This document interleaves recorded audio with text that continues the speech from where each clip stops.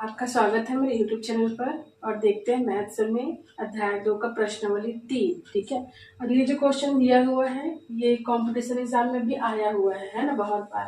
तो इसके लिए देखिए, आप इसे अभी से ही अच्छे से देखिए दर्शाइए कि निम्न समीकरण निकाय का एक अद्वितीय हल है। ठीक है, क्या हल है बोल रहे हैं? अद्वितीय हल है। तो क्या करेंगे इसके लिए? ये दिया हुआ है समीकरण 3x + 5y = 12 और 5x + 3y = 4। दो समीकरण हमको दिया हुआ है और हमको बताना है कि अद्वितीय हल है। सबसे पहले क्या करेंगे? a1 निकालेंगे। a1 क्या दिया हुआ है? 3। ठीक है। अब यहाँ पर b1 क्या दिया हुआ है? 5 और c1 क्या दिया हुआ है? 12। इसी प्रकार से देखिए a2 बराबर क्या दिया हुआ है? 5। b2 का वैल्यू क्या दिया हुआ है? 3 और c2 का वैल्यू क्या दिया हुआ है? 4। अभी देखिए कुछ नहीं किए हैं, इसमें क्या दिया हुआ है समीकरण, इसमें से a1 b1 c1 और a2 b2 c2 का मान हमने रख दिया है। देखिए अद्वितीय हल होने के सबसे पहले क्या करेंगे? a1/a2 निकालेंगे। ये क्या हो जाएगा? 3/5 दोनों का मान रख दिए हैं। उसके बाद b1/b2 निकालना है। ये क्या हो जाएगा? 5/3। ठीक है। अब अद्वितीय हल का जो है, अद्वितीय हल के लिए जो शर्त पूरी करना है वो क्या है? देखिए a1/a2 इक्वल नहीं है b1/b2 के। तो ये हमारा दिख ही रहा है। a1 का मान देखिए और b1/b2 का मान देखिए। a1/a2 और b1/b2 क्या बराबर है? नहीं है। ये 3/5 है, ये 5/3 है। तो कुछ नहीं करना पड़ेगा, ये अपने आप में प्रूव्ड है कि ये जो है ये अद्वितीय हल है। ठीक है, यही सिद्ध करना था, अद्वितीय हल है, ये प्रूफ करना था हमको। ठीक है। देखिए दूसरा प्रश्न दिया हुआ है, दर्शाइए कि निम्न समीकरण का अनंत हल है। क्या बोल रहे हैं? अनंत हल। इसके पहले हम लोग जो देखे वो क्या है? अद्वितीय हल था। अद्वितीय हल में क्या था कि a1/a2 b1/b2 के बराबर नहीं है। लेकिन अनंत हल में क्या होगा? ये जो तीनों मान हम निकालेंगे वो सभी एक दूसरे के बराबर रहेंगे। चलिए मान निकालते हैं। a1 = 2 और b1 = 3, ये माइनस में हो जाएगा, और c1 = 5। यहाँ पे देखिए a2 = क्या दिया हुआ है? 6 और b2 = क्या दिया हुआ है? -9 और c2 = क्या दिया है? 15। अब चलिए निकालते हैं मान। a1/a2 क्या दिया हुआ है? 2/6 कटा लीजिए, 2 एकम और 2 तिया, ये क्या हो जाएगा? 1/3। यहाँ से देखिए b1/b2 = क्या हो जाएगा? -3/-9 दिया हुआ है। यहाँ से मान देखिए माइनस माइनस प्लस हो जाएगा और 3 एकम और 3 तिया 9, तो ये हो जाएगा 1/3। और यहाँ से देखिए c1/c2 = क्या हो जाएगा? 5/15। जो दिया हुआ है मान उसी को हमने रखा है, अभी हमने कुछ भी नहीं किया है ना। इसके आगे हम देखते हैं क्या करना है। 5 1 हो जाएगा, 5 3 1/3 हो गया।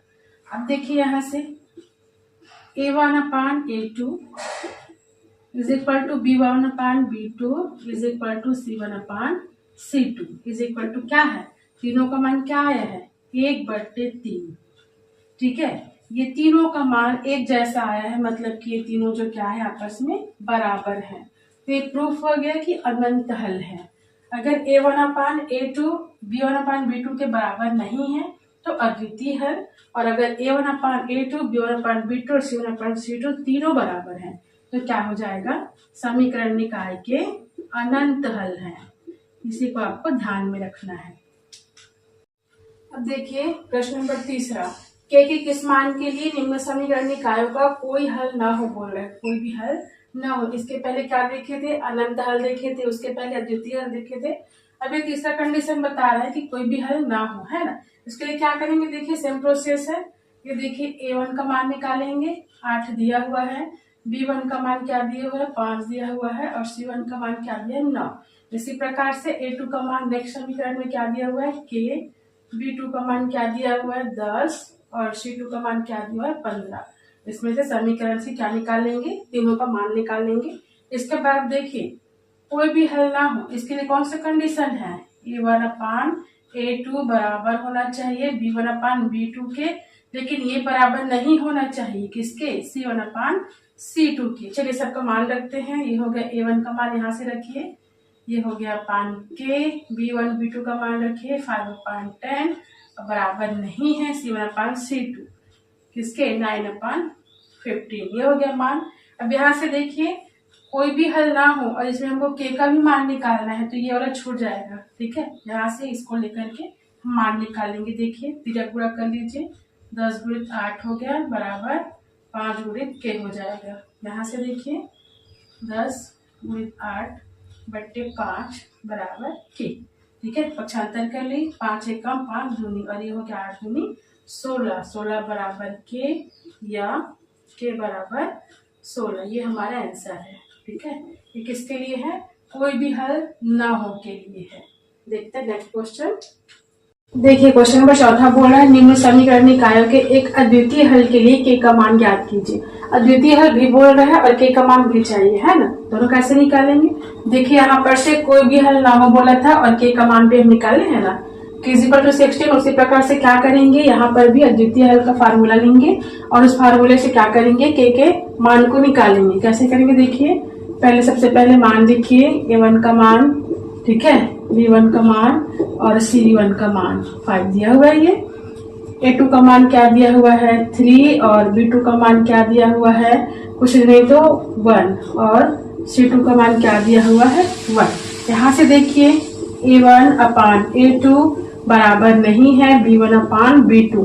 और ऐसा क्यों किए हम लोग, क्यों लिखिए ऐसा, क्योंकि बोला है अद्वितीय हल के लिए, है ना। तो अद्वितीय हल का ये फार्मूला हो गया। यहाँ से मान रख दीजिए a1/a2 का क्या हो जाएगा k/3 बराबर नहीं है किसके b1/b2 के, मतलब 2/1 के। यहाँ से तिर्यक गुणा कर लेंगे। देखिए k का मान क्या निकल जाएगा, ये 3 दूनी 6, ये बराबर नहीं है, यही हमको निकालना है। k बराबर नहीं है किसके 6 के। और ऐसा क्यों लिए हैं, क्योंकि बोला है अद्वितीय हल है तो k का मान ज्ञात कीजिए। ये हमारा क्या है, k का मान है।